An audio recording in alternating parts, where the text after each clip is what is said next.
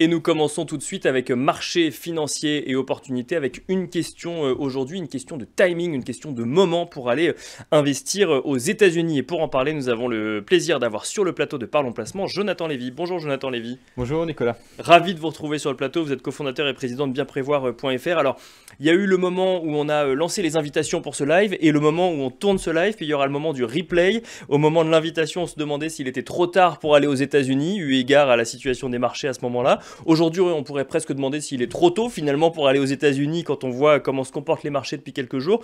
Donc quelque part, en fait, on se demande s'il y a un bon timing pour aller aux États-Unis, Jonathan Lévy. Où est-ce qu'on en est? Où est-ce qu'on en est exactement? Effectivement, on peut se poser la question. Ce qu'on voit en tout cas, c'est que ça y est, la lune de miel est finie entre les marchés et Trump. D'accord. L'amour n'a pas duré 3 ans. 2 mois. C'était beaucoup plus court, 2 mois à peine. Et pourtant, c'est un remariage. On aurait pu penser que ça se prolonge un peu plus cette Bien fois-ci. sûr, oui, ils se connaissaient. Ils se connaissent bien. Mais malgré tout, Trump a lancé des hostilités avec sa guerre commerciale. On le voit sur les graphiques, sur les indices boursiers. C'est intéressant de regarder ces courbes-là Bien pour sûr. vraiment se rendre compte de ce qui s'est passé depuis l'élection de Trump, qui a été élu, vous vous souvenez, le 6 novembre. Bien sûr. Mais il a pris la présidence le 20 janvier. Depuis le 6 novembre, les États-Unis, les indices américains actions ont baissé. D'accord. Le Nasdaq est en baisse de 7%, le Standard & Poor's 500, un indice beaucoup plus large, est en baisse de 6%. Ils sont très corrélés finalement. L'Europe est en hausse D'accord. de 12%. Si on prenait ces indicateurs depuis qu'il a pris la présidence, donc D'accord. depuis le Depuis 20 janvier, l'investiture, oui. depuis l'investiture, ça ne changerait pas beaucoup ces chiffres. Il y a vraiment un décalage entre les marchés américains et les marchés européens, Avec un décalage qui s'est quand même accéléré ces derniers jours. avec une accélération qui est très très forte ces derniers jours, parce qu'on se pose beaucoup de questions suite aux dernières déclarations de Trump qui créent de la volatilité sur les marchés financiers. On l'avait anticipé à un moment donné dans une précédente émission, on se posait la question en fait, quelle est la portée de Trump sur l'économie et sur les marchés financiers. Bien sûr. On avait dit beaucoup de volatilité. Probablement que les actions seront gagnantes sur la durée. Les indices performent. Et les indices américains surperforment les indices mondiaux. On ne remet pas en cause ce scénario central. On D'accord. n'a pas changé ce scénario-là. Par contre, ce qu'on voit, ce qu'on avait anticipé, c'est un excès de volatilité. Peut-être qu'il faut profiter de cette volatilité pour savoir investir au bon moment. C'est quand il y a du bruit qu'il faut se poser la question. Il faut être contrariant. À ce moment-là, quand tout le monde se pose des questions, quand tout le monde a peur, quand les gens commencent à sortir des marchés, les actions sont moins chères et c'est peut-être le moment pour commencer à rentrer sur ces marchés américains. Pour bien suivre ce que vous nous dites, parce que vous nous avez présenté un graphique où on voit que les actions européennes surperforment les actions américaines. Mais ce que vous nous dites, c'est que ça ne change pas le scénario central vis-à-vis des indices américains. Simplement, il faut prendre en compte le paramètre volatilité. Exactement.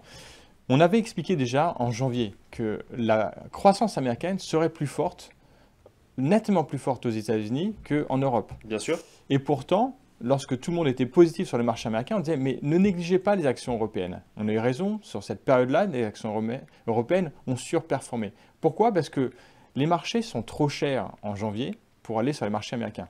D'accord. Les cours des actions étaient trop chers, même dans un scénario favorable aux États-Unis. En Europe, c'était l'inverse. Il y avait des actions qui étaient extrêmement intéressantes, même dans un scénario modéré, dans une croissance assez faible. Aujourd'hui, ça se rééquilibre. Selon nous, ce qui s'est passé ne se reproduira pas non plus. Cette divergence va finir par s'arrêter. D'accord. Aux États-Unis, il y aura certainement encore de la volatilité, ça ne va pas s'arrêter du jour au lendemain. Mais par contre, pour un investisseur qui est prêt à rester plusieurs mois, plusieurs années, on commence à avoir des points d'entrée intéressants sur les actions américaines. Pour autant, un petit point quand même d'actualité, un certain nombre de déclarations récentes de Donald Trump qui font peur, mais pas seulement au marché. On parle aussi des entreprises, des chefs d'entreprise qui commencent à se poser des questions sur le contexte économique qui est en train de se dessiner aux États-Unis. Ça, c'est un sujet à regarder de près quand même quand on veut investir aux États-Unis. Que Trump, qu'est-ce qu'il veut faire? Son objectif, en fait, c'est de relocaliser. Il est assez clair sur ses objectifs. Il l'a dit dans sa campagne, il est en train de faire ce qu'il a dit. Donc il n'y a pas de surprise par rapport à ça. Rien de nouveau sous le soleil. Ça crée de la volatilité parce qu'on s'interroge aujourd'hui, face à ces annonces, les partenaires commerciaux ou les Bien sûr. adversaires commerciaux réagissent et c'est normal, ça aussi, on pouvait s'y attendre. Donc c'est ça qui crée de la volatilité. Est-ce que les Américains vont profiter finalement de ces hausses de tarifs douaniers. Bien sûr. C'est pas si évident que ça. Lui en est convaincu. Mais lorsqu'on a un chômage qui est au plus bas, est-ce qu'il va réussir à trouver en fait, des travailleurs américains pour aller remplir les usines qu'il voudrait relocaliser? Ouais. Tout ça, ça va prendre du temps à mettre en place. Sa stratégie économique, elle n'est pas si évidente que ça. Le dollar, du coup, s'est déprécié quand même entre-temps, depuis 15 jours, contrairement à ce qu'on pensait, pour le coup. Et on pense que ça devient là aussi un point d'entrée intéressant. Le dollar, au moment où on se parle, oui. au 1,09, quand on en avait pas parlé, forcément le cas au moment du replay. Oui, mais... Et voilà. Aujourd'hui, 11 mars à 18h12. 1,09. Il valait 1,04 il y a un mois. D'accord. De notre point de vue, c'est intéressant de rentrer sur 1,09 parce que, encore une fois, les tendances structurelles de l'économie américaine sont favorables. Donc, sur le moyen terme, on pense que les actions américaines, globalement, sont favorables. Je ne parle pas par exemple de Tesla. Bien sûr, oui, qui connaît une situation un petit peu particulière en ce moment, qui a perdu la moitié de sa valeur, oui, mais c'est un cas à part, c'est ça, c'est pas pour moi, c'est un emblématique. D'accord. Vraiment à part, c'est le cas Elon Musk. Oui.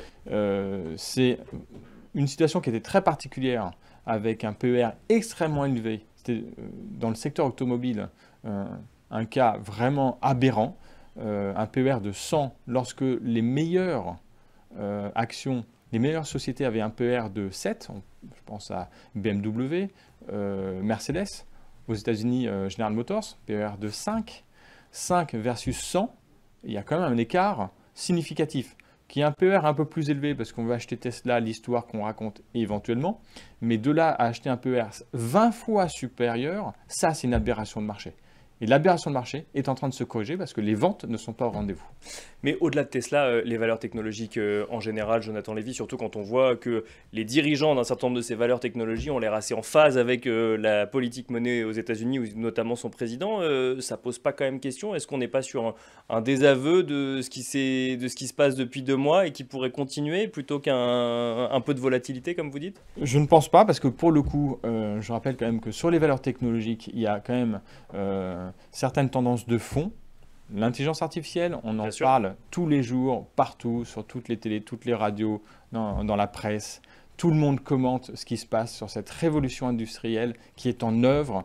Et ça a des résultats très concrets dans des bilans, dans des comptes de résultats. Par exemple, vous prenez Nvidia qui a publié ses résultats en début d'année pour le compte d'année 2024. Le chiffre d'affaires fait presque x2 par rapport à 2023. D'accord. Entre le T4 2023, T4 2024, plus 80% du chiffre d'affaires. Ça, c'est une réalité économique. Bien sûr.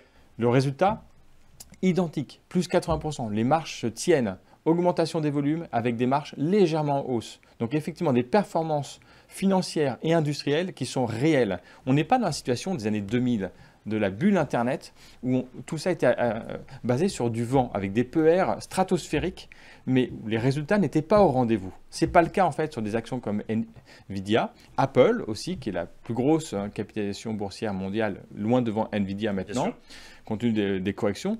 Apple aussi présente des résultats satisfaisants, Microsoft a des résultats satisfaisants, Alphabet a des résultats satisfaisants, Amazon. Donc on a quand même beaucoup d'entreprises, hormis Tesla, qui ont des résultats satisfaisants. Il n'y a pas que cela, il y en a d'autres aussi. Cette réalité technologique est vraiment là en fait. On est en train de l'observer.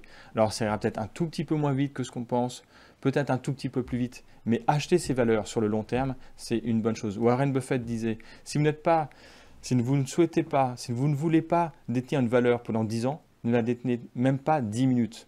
Ces actions-là, en fait, si vous y allez, c'est que vous y croyez, cette révolution industrielle, que ce soit dans le cloud, dans l'IA, il y aura des impacts sur les 10 prochaines années. C'est maintenant qu'il faut y aller.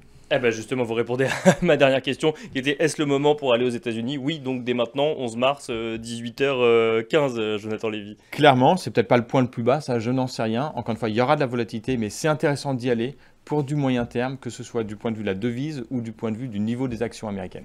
Merci beaucoup Jonathan Lévy, je rappelle que vous êtes cofondateur et président de bienprévoir.fr et quant à nous, on se retrouve dans un instant avec le premier invité de Parlons Placement.